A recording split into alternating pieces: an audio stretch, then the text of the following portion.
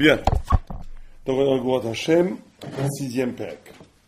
Bon, on va voir ce qu'on peut sortir de ce Pérec. Il y a des choses très intéressantes, comme d'habitude dans le Maral. Mais toujours, vous savez que le Maral, c'est quelque chose comme de l'eau, le Maral. C'est en même temps, c'est glissant. Idba'e, Ken, Necha Bepérec Shava, Ki Shlemut Abriya Asher Ba Haya Ratzon Abore, ou Yesod HaOlam, ou Avram Avinu, והשתלשלויות צאצאי קודש ובהם בחר השם. Il dit donc que la shlemut de la bria, la shlemut de la bria, donc la perfection de la création, est incarnée et portée par Avraham Avinu et ses descendants. ואם כן יש לשאול, איך העולם הפוך עליונים למטה ותחתונים למעלה? כי זרוע הקודש במצרים היו נתונים ביד, לא חצאיהם, וידוע כי במה שהם נטועים תחת ידם הרי זה מיעוט מציאות. Donc, le Maral déjà dit, mine de rien, pose des concepts très importants. Il pose d'abord une question, et je vous préviens tout de suite, il ne va pas répondre à cette question dans ce chapitre. Je ne sais pas pourquoi d'ailleurs. À moins qu'il ait répondu que je n'ai pas compris la réponse, alors peut-être vous allez vous voir là. Peut-être qu'il y répond de façon allusive. J'ai une idée là-dessus. Mais j'imagine que peut-être plus tard il va répondre. Mais à la page toute, il ne répond pas à cette question. Mais la question qu'il pose, il dit comment ça se fait que ce qui est lui, Ka'abria, l'essence de la création, qui est Am Israël, donc qui est le haut, soit donné aux mains de ce qui est le plus bas, qui est Mitzrayim. Et donc, tout le monde comprend que quand le Maral dit ça, c'est que d'abord, et attends, il va même plus loin, il dit que l'aliénation politique de Am Israël en Mitzrayim va affecter leur essence. C'est-à-dire que le Maral dit qu'on ne peut pas arriver à notre shlemut dans la mitziyut si politiquement on est asservi. Si politiquement on est asservi et qu'on est dans les mains de l'Égypte, il y a une diminution de la mitziyut même d'Israël. Quand Israël est en galoute, quand Israël est tachat shilton acher, c'est l'essence même d'Israël qui en pâtit. Vous connaissez cette phrase que j'aime beaucoup de Benny Lévy, je ne sais pas si c'était de lui ou de quelqu'un d'autre, qui disait « Je peux être prince ou roi dans ma tanière ». Donc le juif a cette capacité, ça c'était une phrase de Lévinas, de renverser la malédiction en exultation, c'est-à-dire il est en dehors des déterminismes sociologiques. Il peut être un mendiant, c'est lui le prince. C'est lui le sujet de l'histoire, c'est lui le vrai roi philosophe, dans la mesure où son intimité, son identité la plus profonde n'est pas structurée ni réduite à son statut sociologique ni politique. Ce qui est très vrai. C'est l'essence même du juif, d'échapper à tout déterminisme historique ou sociologique. Mais ici, le Maral, il dit c'est peut-être vrai, mais ça n'empêche qu'il y a eu un affect. Le juif en galoute, avec toute la superbe de galoutien, le juif dans sa tanière, il était dans sa tanière, il était roi dans sa tanière, mais il n'est pas roi dans son palais. C'est une différence entre un roi dans sa tanière et un roi dans son palais. Donc il y a une réduction dans la mitzvah elle-même. C'est que le Maral dit dans le Ner Mitzvah, une chose très intéressante, il dit dans le Ner Mitzvah, il dit que le miracle de Hanouka, c'est comment au cœur même de la réduction, on voit que ça ne va pas être réduit. Il dit que c'est ça le vrai miracle de Hanouka. Que c'est réduit par les Grecs. Les Grecs traduisent la Torah en grec. Et cette traduction amène 3 jours de ténèbres dans le monde. Parce qu'elle est réduction phénoménale du sens. Les Grecs rendent tamée l'huile. Mais justement, au cœur même de cette Touma, au cœur même de cette réduction, va apparaître une autre forme de Torah qui elle-même montre que Am Israël est irréductible à la réduction. Au cœur même de la réduction s'opère l'infini. Plutôt s'avère l'infini. Au cœur même de la réduction se prouve le fait que je ne peux pas être réduit. Mais il y a réduction. Donc ici, le Maral dit le contraire, mais il ne dit pas vraiment le contraire, c'est complètement dialectique. Il dit que même que le fait d'être asservi par les Égyptiens provoque un miyut mitziyut, une diminution d'être, une diminution d'essence, une réduction d'essence. Donc en réalité, c'est complètement complémentaire. Il y a oui réduction, Mais cette réduction n'est jamais définitive. Elle n'est pas structurelle. Elle n'est pas transcendantale. Elle ne peut pas... Je ne suis pas réduit à ma réduction, mais il y a eu réduction. C'est ça qu'il faut bien comprendre. Et c'est la clé de voûte de la vraie compréhension d'Israël. Parce qu'il y a des gens qui vivent en vérité dans un chalom total, qui pensent toujours qu'un Israël est en dehors de l'histoire, qui n'est pas atteint. C'est un chalom, c'est pas vrai. C'est de l'idéologie, la bonne idéologie on va dire, mais ça reste d'idéologie. Am Israël est réduit par la galoute, Am Israël n'est pas en plénitude quand il est en galoute, Am Israël manque d'être quand il est en Égypte, etc., etc., etc. Là où, alors d'un autre côté, si on est complètement rationaliste, ça ne va pas du tout, parce qu'on réduit le mystère d'Israël, et il y a quelque chose dans Israël de l'ordre du mystère, incompréhensible pour le goy, qu'au cœur même de cette réduction qui est réelle, s'opère un miracle, que je ne suis jamais réduit à ma réduction, mais il y a réduction. Vous comprenez? Je ne suis pas identifiable, d'accord, dans la nomenclature de ma réduction. La réduction n'est pas totale chez moi. Elle n'est pas absolue. Elle existe, mais elle n'entame pas cette part d'infini qui traverse l'identité d'Israël. D'accord? Bon, ça c'est très clair. Mais par rapport à ce qu'on avait dit au chapitre précédent, pourquoi est née cette question? Puisqu'il dit qu'ils étaient incomplets, quoi. Justement, on a vu qu'ils n'étaient pas encore complets, qu'il fallait la tête de Shoal, etc. Donc, en quoi est cette question-là maintenant? On a déjà répondu à ça. Non, il a répondu pourquoi est-ce qu'il fallait naître en Égypte? Que c'était le contraire, que c'était la matière, etc. Mais il n'a jamais répondu pourquoi est-ce qu'on devait être asservi. Parce qu'on n'est pas complet, parce qu'on n'est pas encore ce qu'on doit être, quoi. Mais pourquoi est-ce que oui,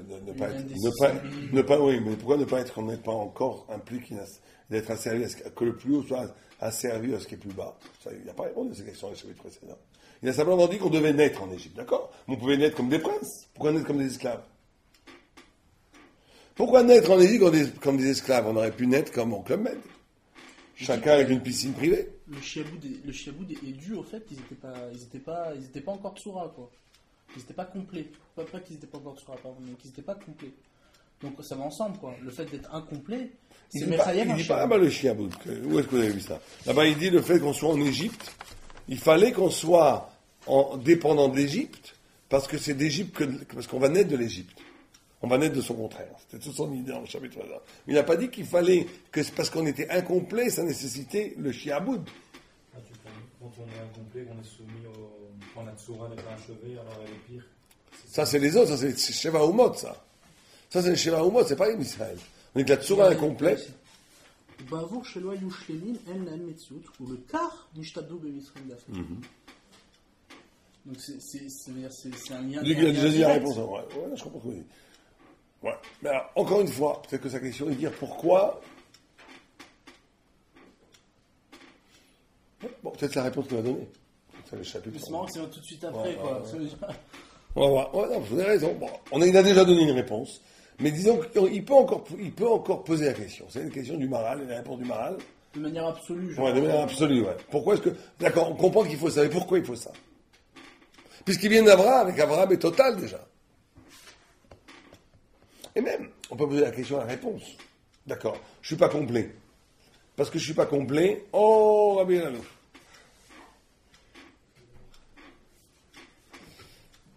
Quelqu'un veut boire quelque chose, peut-être? Un petit whisky pour vous réchauffer, non? Personne? Il y a d'autres alcools très bons. Hein. Non, personne, d'accord. Très bien. Oui, bon, je pense que non, la question est peut-être. Vous avez raison de faire cette observation, parce que je pense que la question est encore plus radicale. Pourquoi est-ce qu'il faut ce système? D'accord. Je suis pas complet, donc il faut que je sois asservi. Pourquoi? Je suis pas complet, il faut que je sois mishtabed. Parce que je ne suis pas encore complet, il faut que je sois mishtabed. Pourquoi? Donc ici, le Maral commence le chapitre en disant pourquoi est-ce que Am Israël, qui est quand même l'essence du monde, puisqu'Abraham c'est l'essence du monde, tout le chapitre va être autour d'Abraham, est-ce qu'il faut qu'il soit asservi à ce qui est peut-être le plus partout au monde, à Mitzrayim? Pourquoi est-ce que l'essence du monde, le pilier du monde, le Yikar HaMitziut, doit être nishlat à l'idée d'avoir chez Kerekanut?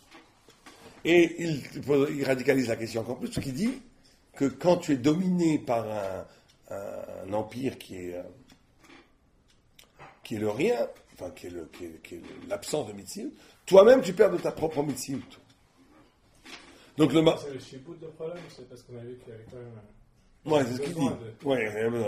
Alors, c'est la question qu'il a posée. Alors, on dit que, pourquoi est-ce qu'il y a un besoin? Il faut des besoins. Pourquoi est-ce que pour apparaître, je dois avoir un chibout? Bon. C'est peut-être ça le vrai secret de sa question.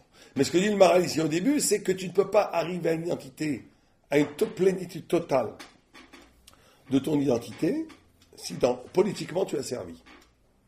Donc on a dit que ça ne contradit pas ce que disent des penseurs juifs cachers, qu'un juif, il est jamais défini par le social. On peut être roi dans une tanière. C'est-à-dire on n'est pas défini par l'extériorité, le peuple. Le juif porte une trace de la divinité en lui, une mémoire de l'origine, une mémoire de la révélation, qui fait qu'il excède, il peut être un ouvrier à l'usine, il reste par rapport même au patron de l'usine infiniment plus haut. Donc il n'est jamais réduit à ses situations sociales.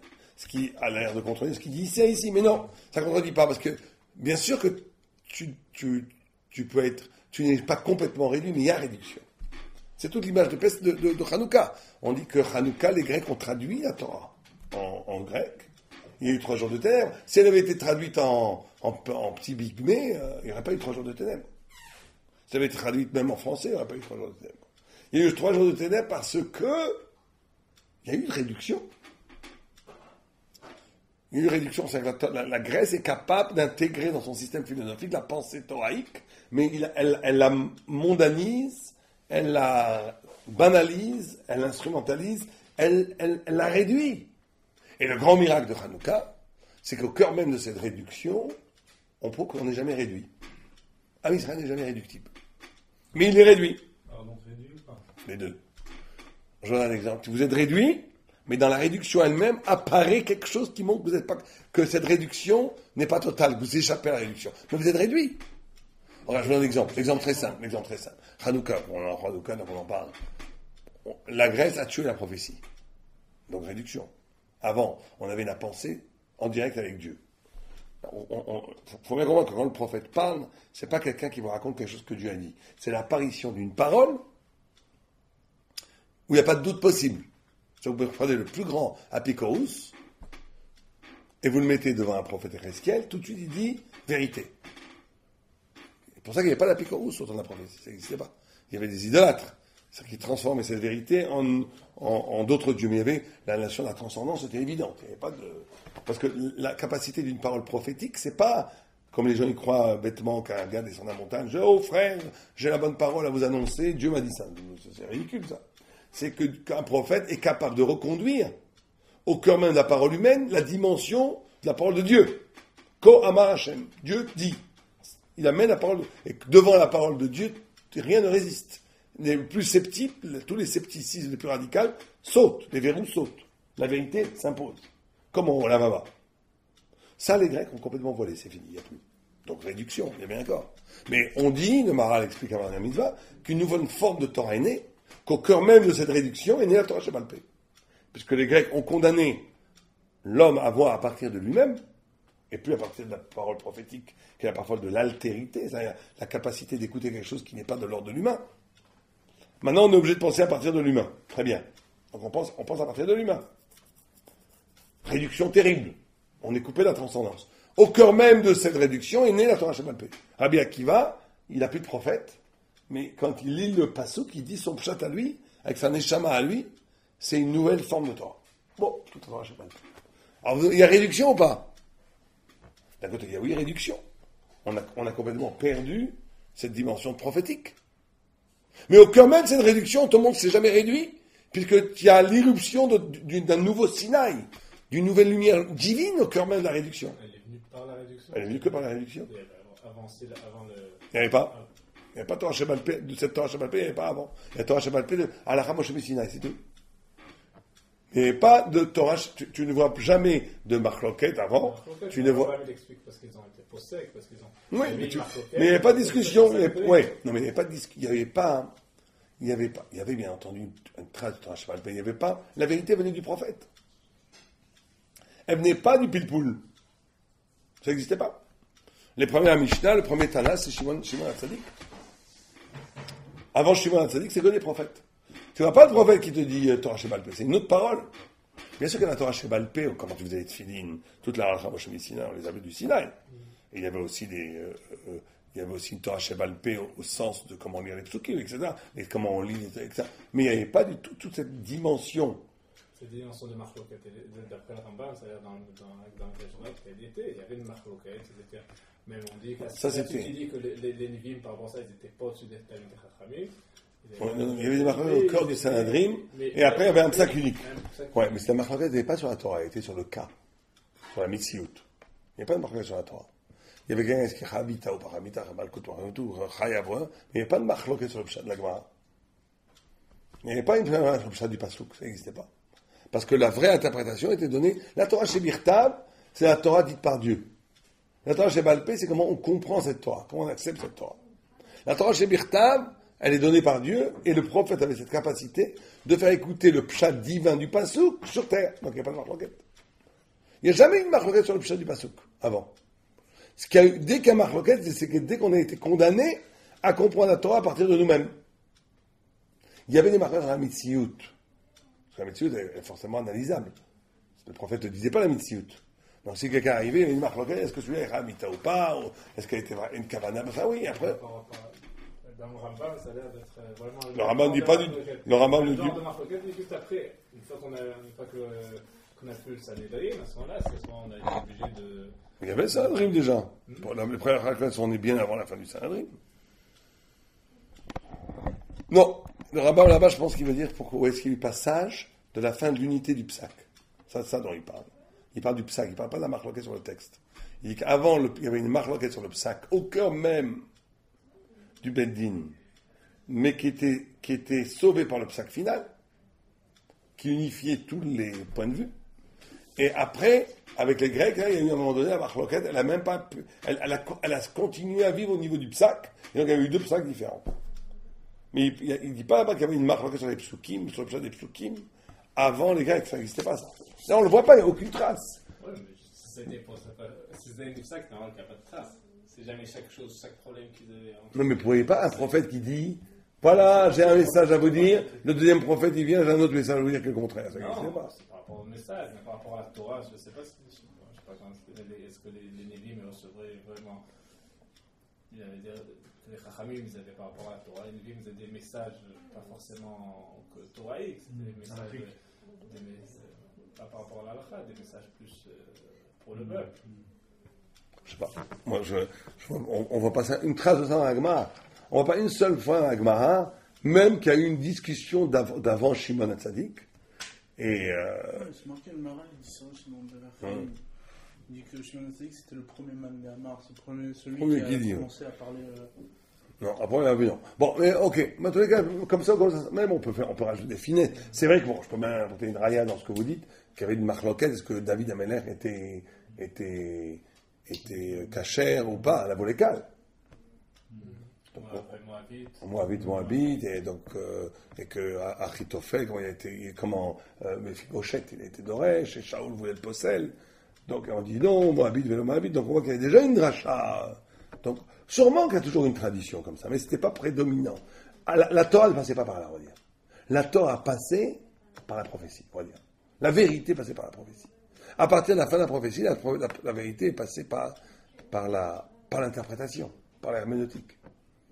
Est-ce qu'on prend ça comme exemple? Donc vous me dites, s'il y a réduction ou pas? Mais oui, réduction totale, fracassante. Quand on passe du monde de la prophétie au monde de l'interprétation, c'est une... On n'a plus de prise avec la parole de Dieu. Mais on a retrouvé Dieu en nous-mêmes, donc on n'a pas été réduit. Les Grecs voulaient nous réduire en opinion, en philosophe, en subjectif, en colminé anachim subjectivim. L'homme, le juif, a trouvé au cœur de sa subjectivité la lumière divine. Quelle interprétation de la Torah Shabbat Pé. Grand chidouche de Hanouka. Donc vous voyez, c'est les deux en même temps. Donc il dit ici, donc, je veux simplement préciser par là, que le Gvurat Hashem ne contredit pas le Ner Mitzvah. Il n'y a pas de contradiction. Il parle de deux réductions différentes. Ce que dit dans le Ner Mitzvah que Am Israël est irréductible, que c'est ça le miracle de Hanouka, que on est toujours lié à l'infini, qu'on a beau nous mettre dans des boîtes, quelque part cette boîte, elle explose sous l'infini d'Israël, c'est comme la bougie qui devait durer qu'une jour, elle dure 8 jours, ça n'existe jamais qu'on puisse mettre en boîte Israël. Israël est infini. Donc irréductible, tu me dis, ouais, là il dit le contraire. Là il dit que la réduction en Égypte enlève la minute à Mitziout. Parce que c'est les deux en même temps. Au niveau purement objectif, il y a oui une réduction. Là, vous savez, ce double niveau d'interprétation, on le voit partout. Hein. Dans le Pirkei Avot, il y a écrit Mizo Hachir, Asama Bechelko. Dans la Gemara, pour avoir des halachot, qui est Hachir, c'est pas du tout ça. Hachir, c'est le vrai Hachir. Miou Gibor, Shimshon, Kovet et Tzitro, etc. On voit qu'il y a deux dimensions. Une dimension objective. Miou Chacham, il y a une différence du Chacham, c'est Tamid Chacham, le Gaon, et chez le Nicolas Adam. C'est deux choses qui ont aucun rapport. Il y a une définition divine, objective des choses. Quelqu'un, il est Chacham ou pas, il ou pas, ça dépend pas de lui. Il est né avec des capacités ou pas. Simplement, tu n'es jamais condamné complètement. Tu n'es jamais complètement condamné à être ce qu'on t'a prévu, ce que tu sois. Parce que à n'importe quelqu'un, il peut après avoir la liberté de devenir Alomani Nicolas Adam. Il est né pareil des Kishronotes, il est né un peu idiot. Mais Alomani Nicolas Adam, à la fin, il va devenir Tamid Chacham. Machin, quelque celui qui est né avec des gros Kishronotes, il est Chacham Meod. Mais l'Alomani Nicolas Adam, il va devenir un idiot total, sauf de Gava, et tu vas devenir idiot. C'est toujours comme ça. Ça veut dire qu'il y a le niveau objectif des choses. Et ce que tu fais de cette objectivité. C'est pareil, au niveau de l'objectif, il y a Vada une réduction. Am Israël, qui perd la prophétie, c'est une réduction. Am Israël en Égypte est réduit à l'esclavage politique. Cet esclavage politique a une inférence, elle a des conséquences profondes sur l'identité même de l'essence d'Israël. Il y a un miout, un mitziout. Simplement, au cœur même de ce miout, tu as la liberté d'échapper à ce déterminisme ou pas. Mais il y a déterminisme, vous comprenez? Bon. Ouais. Tu sais, d'ailleurs, on le voit aujourd'hui, comment la question que pose le Maral, comment ça se fait que le plus haut est si bas, on peut même le poser aujourd'hui quand tu vois des fois où Am Israël arrive. Ce que dit les livres mystiques, comment le Chen, il a été chez les Goïm. Des fois, tu vois des comportements. On voit en Allemagne, il y a des gens qui sont suicidés parce qu'ils étaient juifs. De gauche comme on était. Parce que la beauté esthétique et la noblesse humaine avaient été réquisitionnée par l'arianisme allemand. Et des juifs qui se sentaient proches de ça, il y en a qui sont suicidés parce qu'ils n'étaient pas rien. Olam Hafour. Il n'y a pas plus grand Olam Hafour que ça.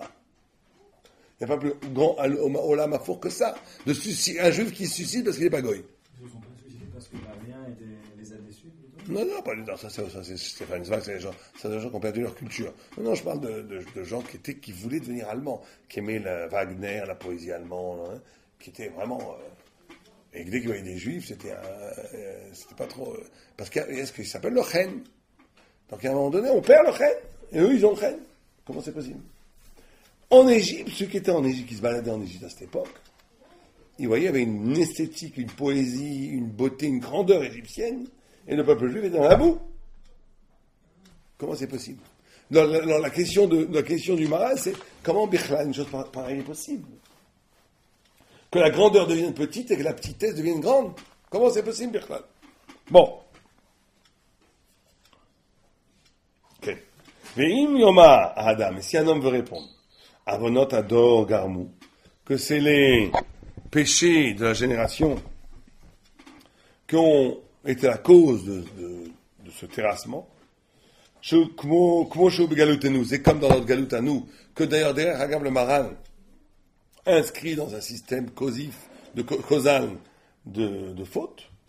C'est pas évident parce que cette galout tout de suite a été prévue. Bon, puisque le Maral aussi, dans le Ner Mitzvah, il dit que galout et Dom était prévu depuis la création. Je sais pas comment répondre à cette question. Moshe Shapira avait dit que ces lectures qui sont faites par les Chachamim, elles peuvent se réaliser en fonction de ce qui se passera après dans l'histoire. Le Passouk, il contient... Alors c'est la même chose pour Mitzrayim dans ce cas-là. Il voulait dire le Passouk contient potentiellement toutes les visages de l'histoire. Selon ce que nous on fera. Ah, oui, mais dans ce cas, vous annulez sa couchia. Parce qu'il dit qui a voté nous garoulo, vanachnu savanu avonotenu vavonotenu otanu.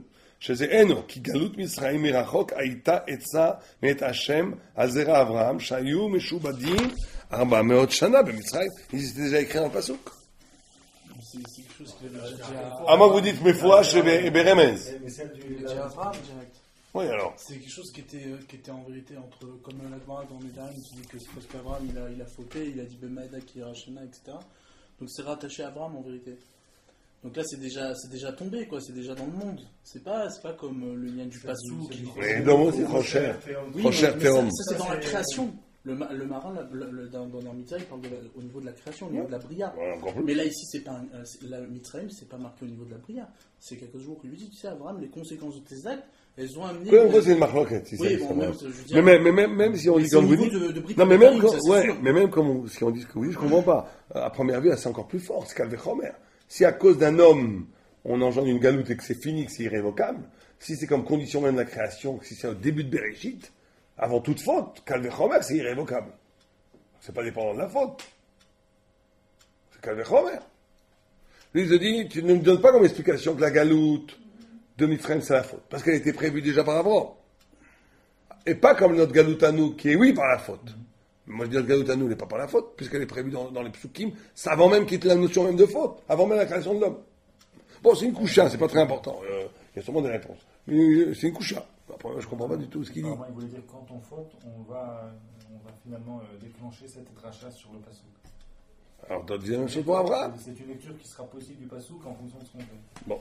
Mais Abraham, lui, c'est écrit clairement. C'était avant que vous dites Mefourash, ouais, c'est ça. On peut faire ce chilouk-là entre Mefourash, Behedia, c'est fini, et Keberemez. Ouais. Ok. כמו שאומרים למעלה, עד שלא היה נחשב מציאות ישראל, בעיני מצרים, שגזרו על בניהם, עבדו וחיי מורו. En d'autres termes, il dit, jusqu'au point où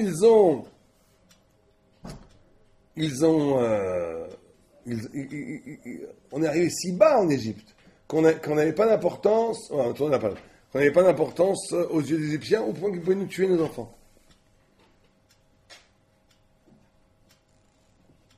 ואיך נמצא דבר זה אשר הם ראויים להיות חזקי מציאות בעולם והם עיקר מציאות העולם וזולתו לעין ותוהו נחשבו והיו הם מציאות יותר וגוברים על עיקר מציאות העולם. Comment la vacuité de l'Égypte, qui n'est rien, devient la puissance du monde, qui domine l'essence du monde, qui est devenue Tafel par rapport à eux. Comment c'est possible? כן? ומפני כי שורש זה, c'est ça la réponse qu'il donne. Il dit tout ça a été prévu chez Nigzar, Azaro של אברהם, הוא נזכר בפרשת ברית בין הבתרים. יש לנו לעיין, non, il dit, c'est pas la réponse. יש לעיין ולעמוד על עניין הפרשה. Il dit, il faut expliquer, comme tout est dans la brite ben Abtarin, c'est à partir de Brit ben Abtarin qu'on va comprendre. Donc, il faut bien comprendre que tout ce qui, en vérité, toute grande pensée, s'articule toujours autour de ce problème qu'il a parlé de Maral. Le problème de l'être et de l'apparaître. Au point que je pense pas que c'est sa question. Entre l'être et l'apparaître, entre l'essence et l'existence, il n'y a pas une grande pensée qui ne procède pas de la réflexion à partir de cette distorsion, cette dichotomie entre l'essence et l'existence, et l'être et l'apparaître. Il n'y en a pas. Ça veut dire toute pensée véritable qui veut penser le sens des choses est obligée de se confronter entre l'essence et son apparaître. Puisque le monde étant créé par Dieu, par définition, il est imparfait, ce qu'explique tous les livres de Kabbalah et même le Maral lui-même. Donc, il est obligé qu'il y ait une sorte de distorsion entre son essence, c'est-à-dire le but, la visée. Parce que Dieu a voulu créer le monde, pour Israël et pour Réchit, pour Israël et pour la Torah, qui est la visée du monde. Et le Mahalar qui va amener à cette visée. Vous comprenez, au stade, l'Avdil, le Kebichol, de Hachem, il n'y a pas de différence entre l'essence, sa parole et la vérité de la parole. Tout est un. Il ne peut pas y avoir de distorsion. Mais dès qu'il y a création, la création étant une négation de l'absolu, elle est déjà viciée à son origine. Et donc, pour qu'elle arrive à être, il va falloir être Kebichol, face à Dieu, il va falloir qu'elle tâche un talir de tikkun, de retour à Dieu. Donc il y aura toujours une distorsion entre l'être et l'apparaître, toujours. Donc, quelle est la question? Que dans ce monde-ci, dans le monde de l'apparaître, l'être est sous la boue et que le mensonge soit paré de toutes les beautés, ça paraît la nature même de la création. Donc quelle est la couchia quelle est la couchia? Donc je pense que le Maharal ne pose pas simplement la couchia, comment ça se fait que l'essence. Il pose la question comment ça se fait qu'au cœur même, c'est pour ça qu'il parle de l'être au début de la Ekar Mitzvot qui a été diminué. C'est-à-dire que dans les deux niveaux, comment dans l'être lui-même d'Israël, il y a une plia de Mitzrayim. Et comment dans le paraître, c'est toujours le Mitzrayim. Ça commence à... C'est pas ça. Si Am Israël était comme c'est aujourd'hui, on va dire, il n'y aurait pas de Kushia. Am Israël est le cœur du monde, et l'histoire se fait comme une couverture, mais en réalité, on est le cœur palpitant du monde. Pas de Kushia. On est l'être, l'égoïsme c'est le paraître, jusqu'à ce que ces deux choses se rejoignent, il n'y a pas de Mashiach. On peut dire une formule presque mathématique.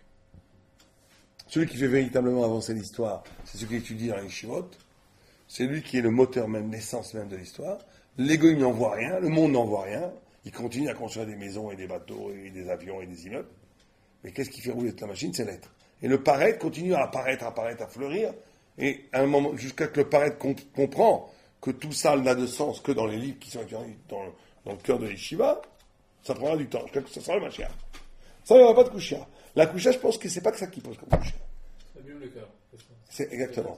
Comment est-ce que l'Égypte arrive à être la mitziout même d'Israël, à toucher le cœur d'Israël? C'est la Kushia. Que la paraître cholette sur l'être. Pas simplement qu'il cache l'être. Qu'il est cholette sur l'être. C'est ça sa grosse Kushia. Bon. Alors on va sauter ça, parce que ça, il amène un midrash où Abraham avait peur. Pourquoi est-ce qu'il avait peur? Il amène deux vues. Une vue qui dit qu'il avait peur parce que les rabbins disent tarté. Non, Rabbi Lévi dit deux choses et Rabbi disent une chose. Rabbi Lévi dit parce que Abraham et il avait peur d'avoir tué des gens bien. C'est des tzadikim. Mais Dieu lui dit tout ce que tu as tué, c'était le mal en soi. Tu n'as pas tué personne de mal. Et deux, il avait peur d'avoir reçu son mérite dans l'Amazé. Et Ramim aussi dit, il n'avait pas d'avoir reçu tout le mérite dans l'Amazé. En gros, c'est ça. Reprenons ici. Au Biur Inyenze, qui sera arbe meod la'atid, chez Kol Darko Ponim el Atzlacha, qui yesh Adam Sadik, asher Kol Ma'asav olchim el Ashlemut. Af im lo kiven.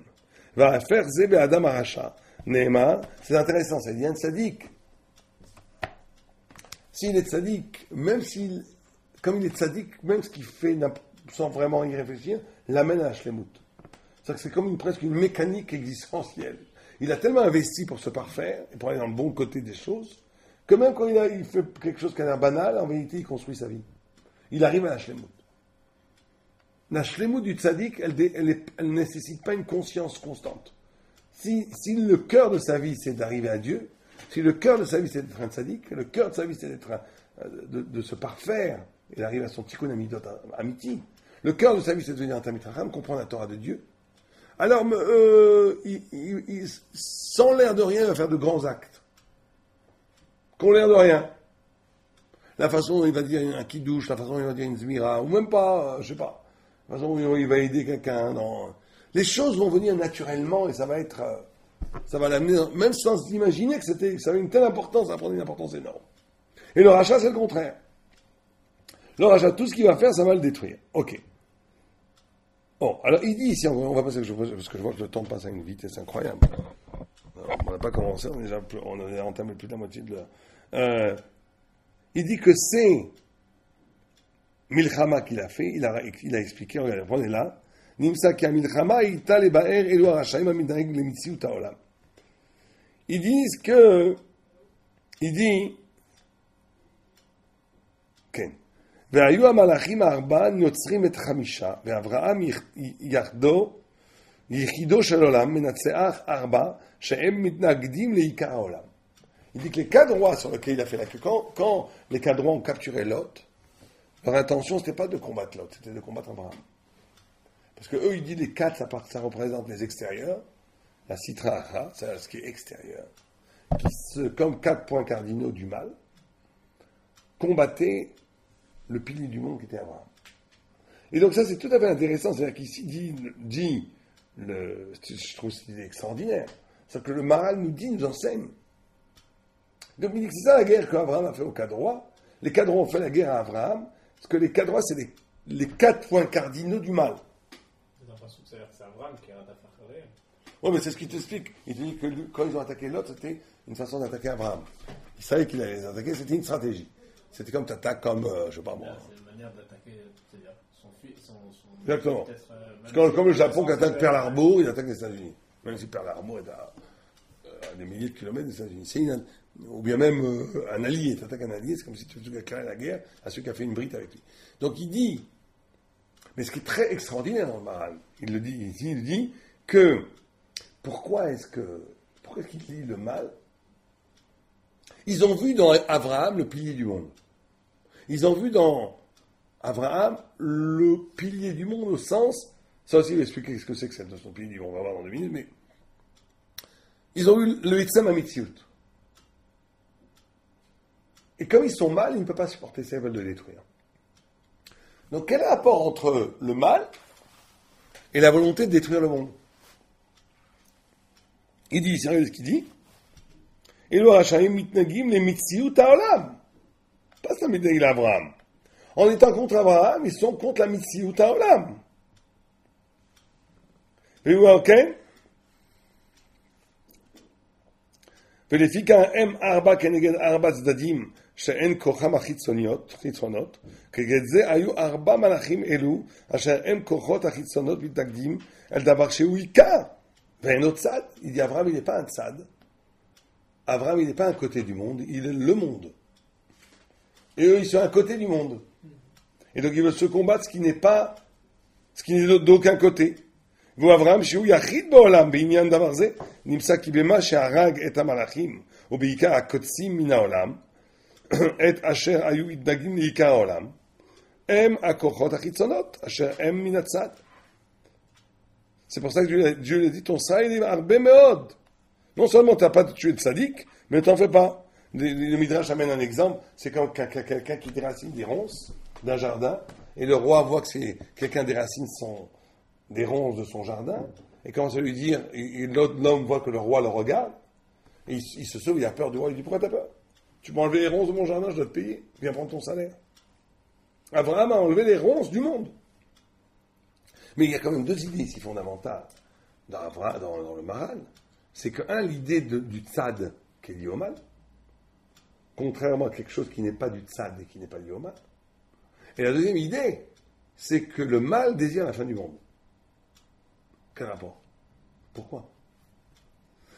L'idée qui me semble la plus pertinente, c'est que quand on fait du mal, quand on se laisse aller au mal, il y a une sorte de lâchage, c'est une destruction toujours du sens quand on se laisse aller une avéra. Le mal est toujours une destruction du sens. Et la destruction, en d'autres termes, celui qui fait du mal opère sa propre mort. Et dans sa propre mort, il espère la mort du monde. Le mal est suicidaire. C'est pas forcément une mort physique. Non. C'est-à-dire qu'on combattre le sens du monde. Ça leur fait un Oui. object. Le mal en tant que mal est toujours en essence suicidaire. Il est toujours volonté de détruire. Ce que le rachat ne supporte pas, c'est l'ordre, c'est le sens. C'est le fait que les choses ont un sens. C'est lourd d'avoir du sens. D'où la notion de Avera, la notion de transgression, la notion de désinvolture, la notion aussi de porek hol, la notion aussi d'humour. Il y a un humour très négatif, un humour qui est là pour enlever le kavod, enlever la responsabilité, etc., etc. Bon, alors la relation entre le mal et le tzad, et la relation entre le bien absolu qui est Abraham et ne pas avoir de tzad, ça c'est déjà plus simple. La relation de tzad, c'est toujours partiel. C'est toujours en tout cas, quelqu'un ne peut pas être bon s'il ne prend pas sur lui la responsabilité de la totalité du monde, de la totalité de la dimension que Dieu a créée. Dès que tu prends qu'un tzad, c'est mauvais. Ça, c'est le Rambam a toute une... pour ça que tous les gens qui sont anti, même si c'est pour la bonne cause, il faut s'en méfier dans la peste. Ou les gens qui sont trop pro, il faut aussi s'en méfier dans la peste. Tous ces bonnes âmes qui sont toujours en train de prêts à... Les Canaïm, il faut s'en méfier comme la peste. D'un point de vue Torah, je parle. Hein. D'un point de vue Canaïm, c'est très bien d'être contre le mal. Mais une façon d'être, il faut faire attention. Tzad. Il faut jamais dès qu'on fait d'un tzad la teurée, tu sais, il y a des gens qui ont pris un tzad des choses et ont fait une teurée. Ça, il faut s'en méfier comme la peste. De faire d'un tzad, parce que la Torah, par définition, elle prend la responsabilité du sens avec toutes ces contradictions. Et après, on peut pas être Ben Torah en étant idiot, c'est impossible. Tu es obligé de porter sur ton dos Issachar, la notion de l'âne qui porte la lourdeur, enfin le labeur de la Torah, de la pensée. Tu es obligé de penser toutes les dimensions pour être dans le bien. Sinon, tu es sectoriel, tu prends un choix sectoriel, tu te laisses aller au sectoriel, parce que c'est facile, et ça te déresponsabilise de la nécessité de penser le tout. Tu te radicalises dans une sectorialité. C'est le mal. Ça, c'est le mal. Et c'est de l'eau. Bien, on continue, parce qu'on va essayer de finir ça. Donc, il dit 2 ou 3 idées très importantes. Ouais. Il dit, il dit le Midrash, et il dit qu'un imagen,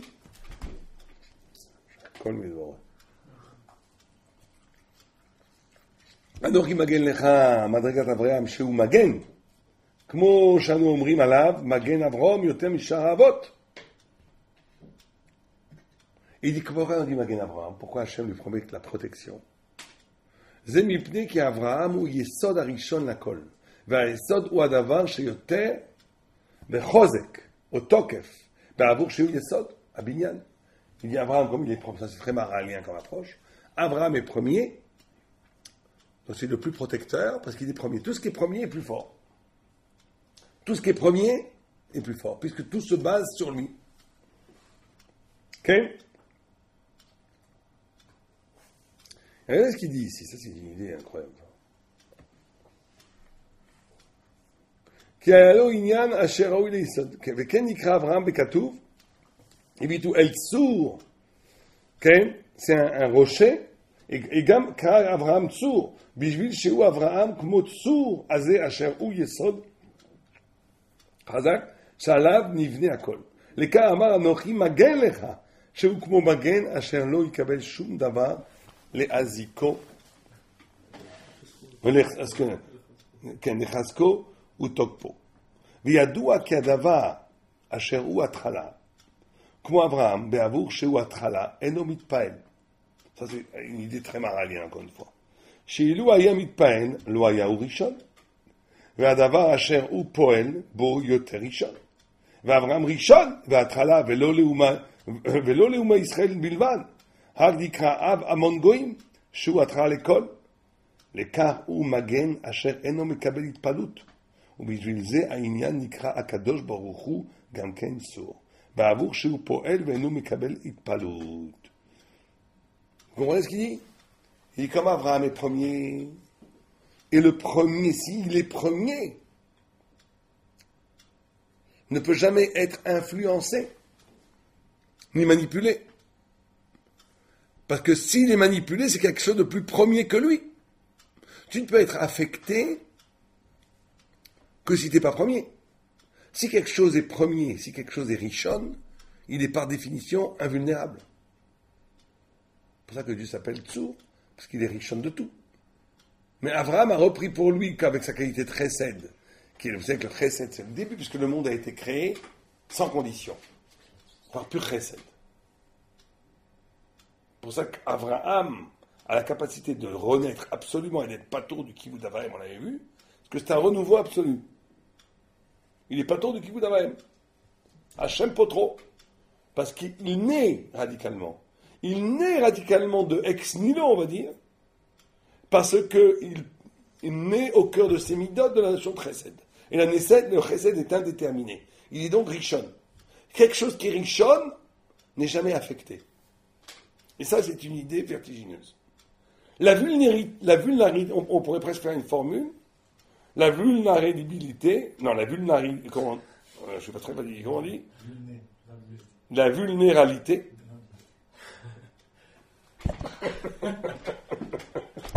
La vulnérabilité, la discrimination, c'est toujours le fruit de la compromission. C'est parce que tu n'es pas premier que tu acceptes un peu de politique, de rentrer là-bas. Si tu n'es pas premier, tu es vulnérable. Si tu es premier, tu es invulnérable. Premier au sens où tu n'as fait aucun compromis.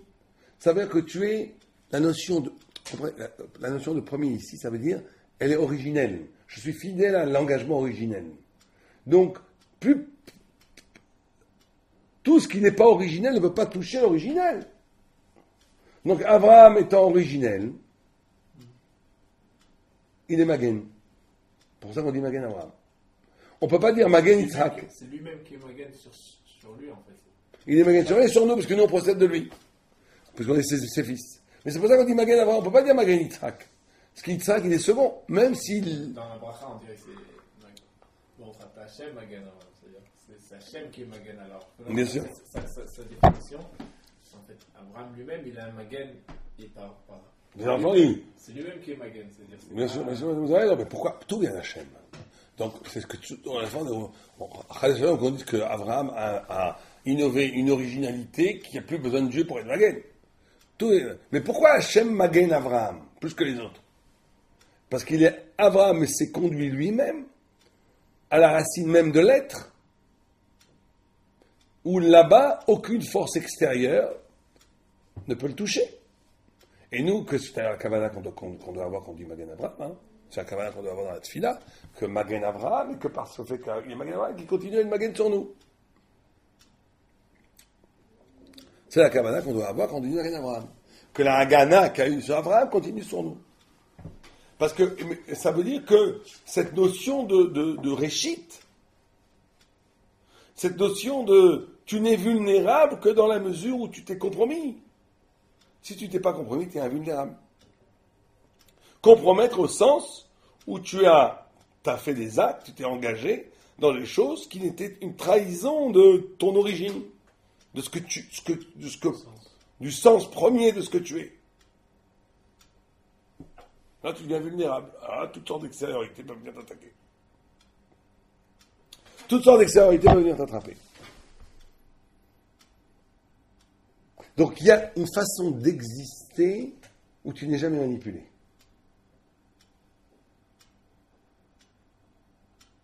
Une fois, j'avais demandé à Rabbeman une chose. On avait proposé un poste intéressant. Enfin, un poste, une mitzvah. Enseigné dans un... C'était pas exactement ça. Et j'avais dit, est-ce que ça vaut le coup? Il m'avait dit, il faut jamais faire les choses parce que ça t'arrive. Est-ce que Bnechatrila, t'aurais choisi de faire ça? Je lui dis, pas vraiment. On va dire, ne le fais pas. Voilà, aujourd'hui, on va te proposer ça. Tu vas le faire parce qu'on te l'a proposé. Demain, on va te proposer autre chose. On va te faire autre chose parce qu'on t'a proposé autre chose. Donc ça, tu vis pas la vie. Tu n'imites pas elle, donc tu fais les choses selon ce qui se passe. Alors que ce que tu dois faire, tu dois accepter les choses que parce que c'est Minashamaïm, on te répond ce que tu veux faire. Mais demain, on va dire, est-ce que tu veux être rabo, venu à là, tu vas y aller. Tu n'as rien à faire dans la vie. Donc quand tu n'as rien à faire dans la vie, pourquoi pas? Ça veut dire que là, tu t'es compromis. Tu n'es pas à la recherche de ce que tu fais. Tu n'es pas en racine avec la nécessité de ce que je dois faire dans la vie. Ça, pourquoi pas ça? Comme les gens ils disent. J'avais un autre rap qui disait, Goldstein, qui disait, je ne sais pas la chaudière sur le cloud, mais une certaine personne, tu leur dis pourquoi vous étudiez au collège? Il dit pourquoi pas? Il n'y a pas de réponse pire que celle-là. Pourquoi pas? Alors que lui, il essayait de dire que ça doit être... on doit rentrer au collège comme l'Avdil. Comme Mozart ne pouvait pas faire autre chose que jouer de la musique. Ça doit être un impératif absolu. Sinon, dans la limite, il vaut mieux ne pas rentrer au collège. C'est-à-dire que je rentre que j'étudie parce que ça ne peut pas être autrement. C'est la mort sans ça. Encore une fois. Donc tout ça, c'est ça. C'est ça qui te rend invulnérable. Quand tu es dans ce genre de logique, tu es invulnérable. Qu'est-ce qui peut te toucher? Plus rien ne peut te toucher. Tu es dans le émet de toi-même. On ne peut pas être mis pas et l'autre. Hein. C'est toi qui m'affiles kol haolam kulo. Mais si tu fais ça pour le pourquoi pas, et j'ai choisi, ouais, c'est intéressant, il y a du sens à ma vie, là. Tu vas te balader comme une boule de billard. Donc, Abraham, il est Rishon. Et comme il est Rishon, il est Magen. D'accord? Bon, après, il nous dit qu'une chose intéressante, hein, qui kadvarim asher Adam ochel. Donc, il avait peur, Abraham avait peur de perdre son olam haba. Mais il y a 3 choses qui te font gagner aussi bien olam hazé qu'olam haba. Ok? C'est כיכר הדברים אשר האדם אוכל פירותיהם בעולם הזה הם 3 גמילות חסדים, כיבוד אב ואם ושלום והבעת שלום. Les 3 sont achetés במשנה, במסעד פאה. כן? וגם achetés בברייתא. כולם היו באברהם. Alors je ne sais pas comment il fait le kibud av ואם, quel tour de passe-passe le fait le Maharal ici. Il dit kibud av ואם, il l'avait, כמו שאמרנו למעלה, שלא היה. הוא רוצה לצאת עד שהקדוש ברוך הוא פותרו. Bon, alors j'ai pas très bien compris ça. Comment il avait, parce qu'il n'a pas eu. Non, parce qu'il ne voulait pas partir de ça. Il voulait pas partir, ouais. Non, il faut retirer à 7. Non, il a attendu qu'Akadosh Baruch Hu lui dise vas-y, tu peux y aller, quoi. Donc ça veut dire qu'il a oui fait qu'il voulait parce qu'il a attendu. Il a voulu faire, en tout cas.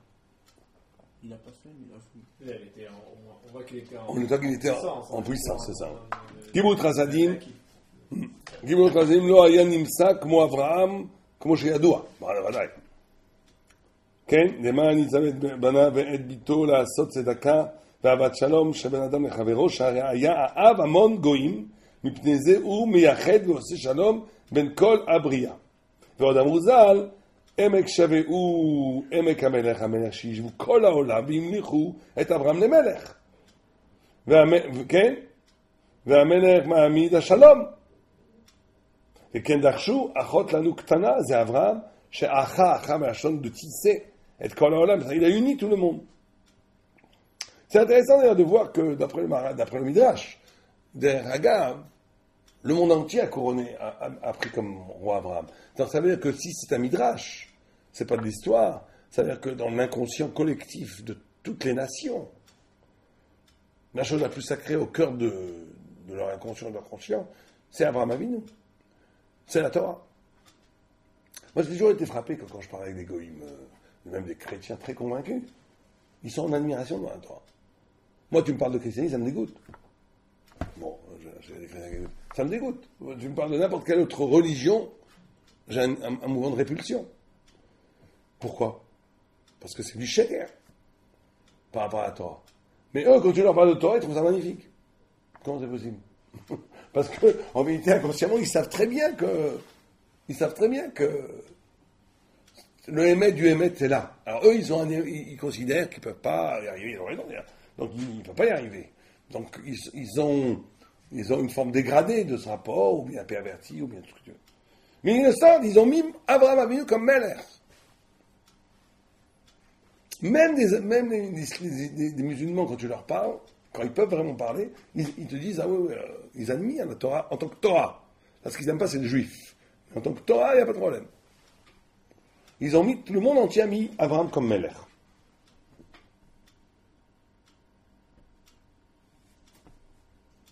Tiens.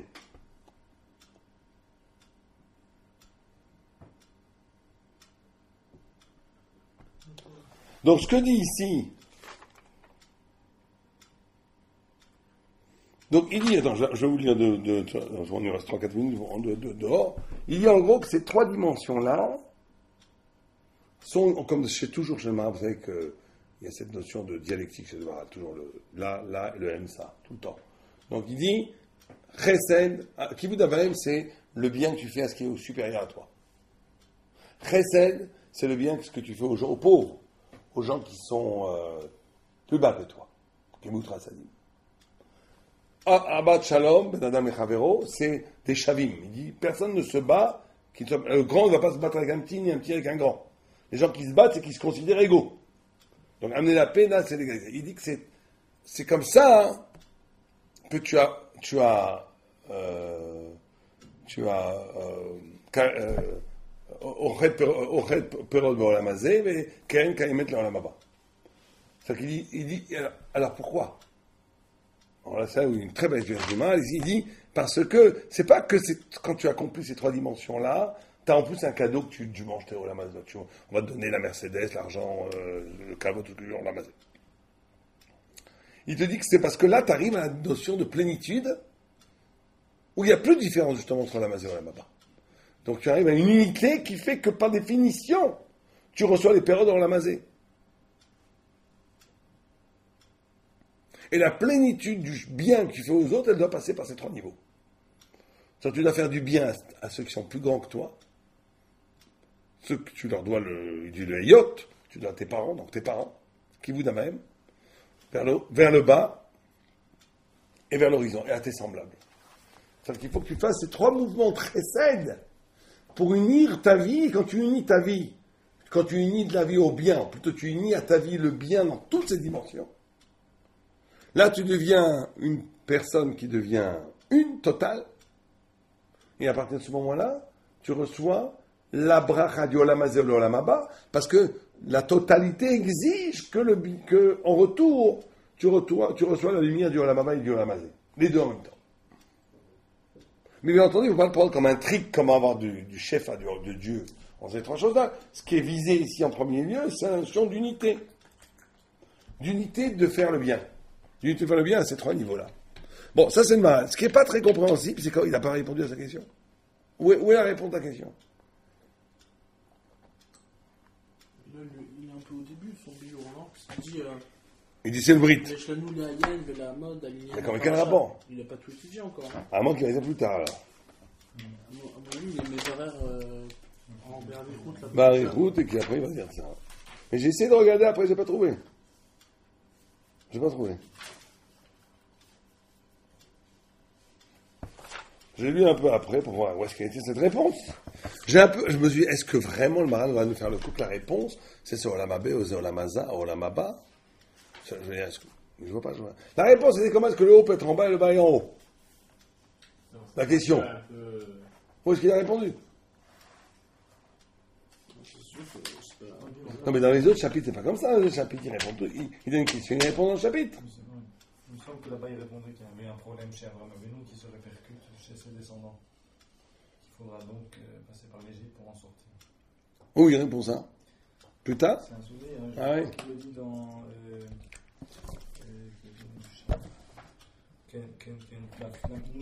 dans le Pérecté.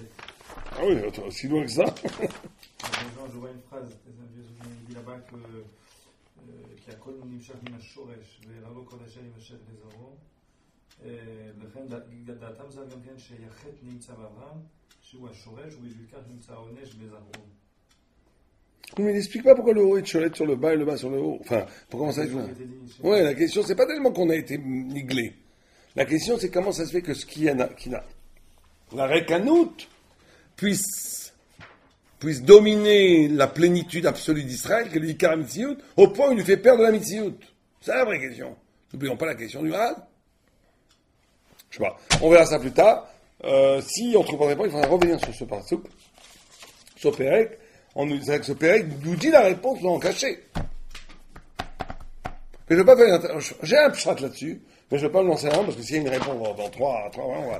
S'il n'y a pas réponse du tout, on sera obligé de faire comme ça. Kol Touf.